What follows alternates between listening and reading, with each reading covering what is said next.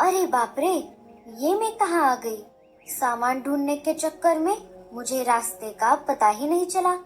अब मुझे यहीं कहीं से सामान लेना होगा।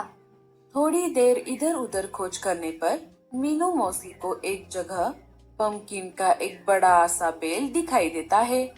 अरे वाह वाह वाह, इतने सारे पंपकिन! ये पंपकिन तो बहुत बड़े बड़े हैं। चलो, मेरा काम तो हो गया। मीनू मौसी घर बनाने के लिए उन पंपकिन में से सबसे ऊपर वाले पंपकिन को चुन लेती है। देखते ही देखते वो उस पंपकिन को एक शानदार घर में बदल देती है। लेकिन कोई बात नहीं, ऊपर वाला सब देख रहा है। उसके घर देर है लेकिन अंधेर नहीं। उन्हें उनके किए की सजा जरूर मिलेगी। मीनू मौसी को घर बनाते बनाते रात हो गई थी। मीनू मौसी सो जाती है। उसी दिन रात के समय रेडियो पर एक खबर आ जाती है। नमस्कार, जंगल अभी अभी हाथ आए ताज़ा खबरों के अनुसार एक बहुत बड़ा बर्फीला तूफान हमारे जंगल की ओर आ रहा है। तो राजा जी ने आप सबको यह सूचना दी है कि आप अपने अपने घरों में सुरक्षित रहिए। तूफान के थमने तक कोई भी अपने घर से बाहर ना निकले। इसी खबर के साथ हम आपसे विदा लेते हैं। देखते रहिए। अच्छा हुआ लाडो, हमने समय रहते हमारा घोंसला पक्का कर लिया। मैं आशा करता हूँ कि बाकी सारे पंछियों ने भी अपने अपने घोंसले पक्के कर लिए होंगे। हे ऊपर वाले, हम सबकी रक्षा करना। मम्मी, हमें बहुत डर लग रहा है। डरो नहीं बच्चों, मैं हूँ ना तुम्हारे पास।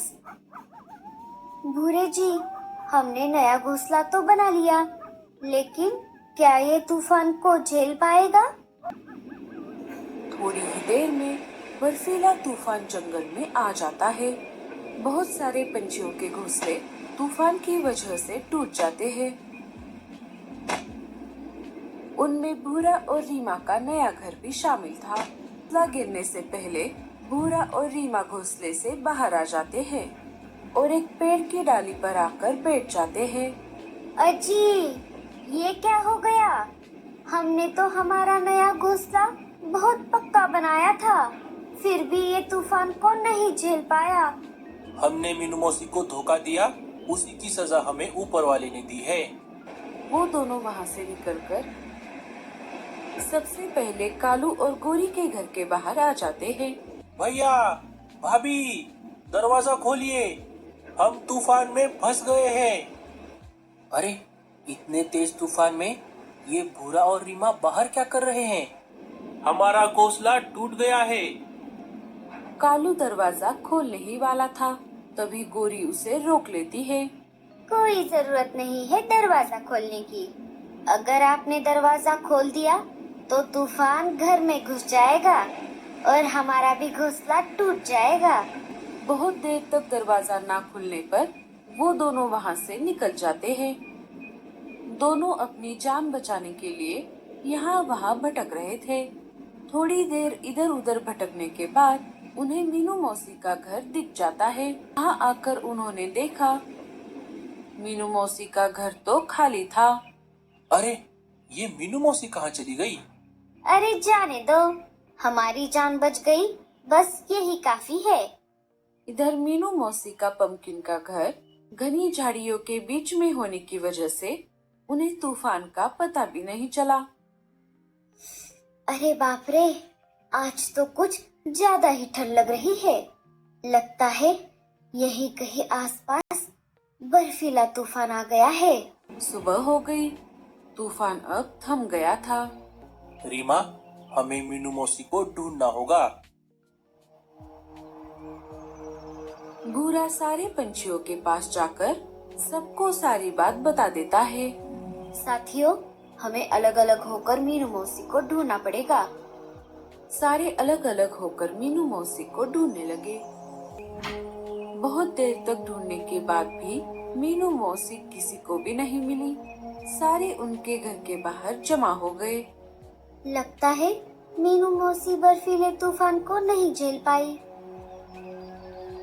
साथियों, ये सब मेरी गलती है। अगर मैंने मीनू मौसी को नया घर बना कर दिया होता तो ये सब नहीं होता। बूढ़े जी, हमसे ये बहुत बड़ी गलती हो गई। साथियों, अब हम सब 1 मिनट के लिए शांत खड़े होकर मीनू मौसी को श्रद्धांजलि देते हैं। सारे आंख बंद करके खड़े हो जाते हैं।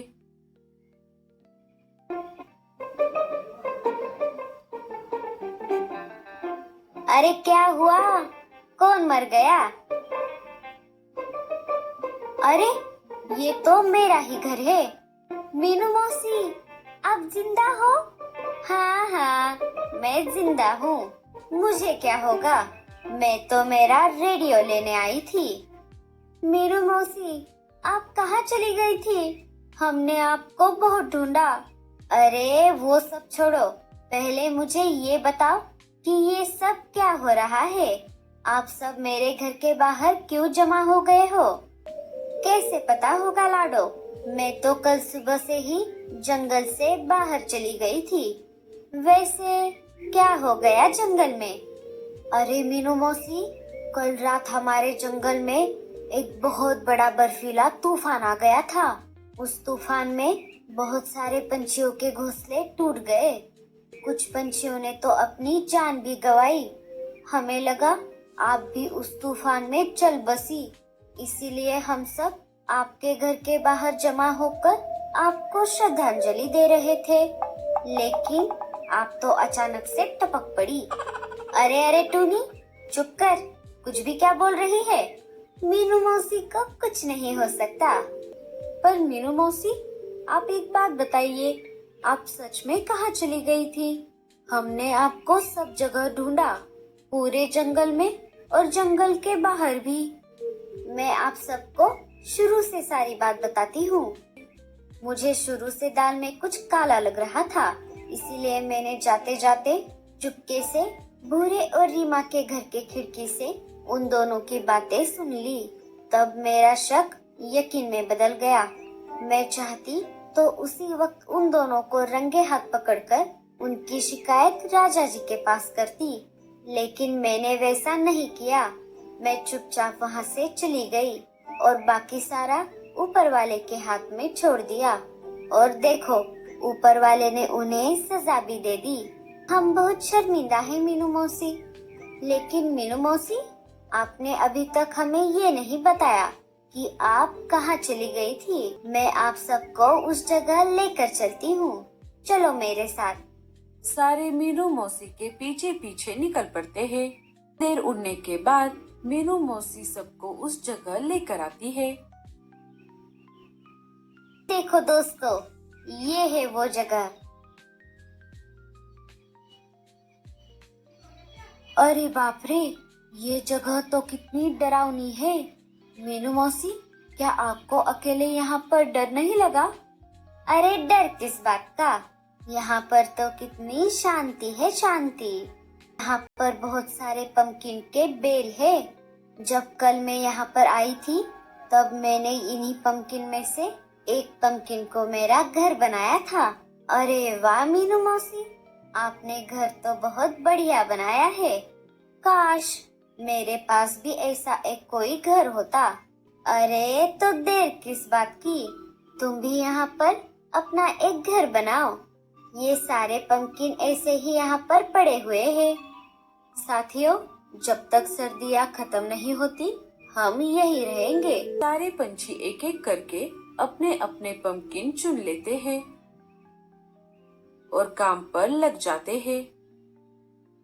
सारे एक दूसरे की मदद से सबके लिए अलग अलग पंपकिन के घर बनाते हैं। दोस्तों, इस जगह की सबसे खास बात ये है, जंगल का ये हिस्सा घनी झाड़ियों के बीच में है, इसीलिए यहाँ तूफान का पता भी नहीं चलता। सरदार, अब मुझसे भूख बर्दाश्त नहीं हो रही। चलिए हम इन पर हमला बोल देते हैं। अरे आज ही यहाँ आए हैं, इन्हें जरा इस जगह पर घुल मिलने दे। अगर आपको हमारी कहानी पसंद आई हो तो चैनल को सब्सक्राइब करना मत भूलें। मिलते हैं नेक्स्ट वीडियो में, तब तक के लिए धन्यवाद।